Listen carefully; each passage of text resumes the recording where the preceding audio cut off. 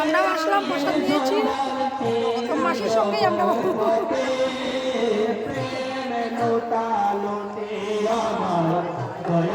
আজকে আমার ভাগ্যটি ভালো, মাসি আমাকে খুঁয়ে দিল, একবার দিল মাসি একবার পারে না। কি ভাগ্য আমার,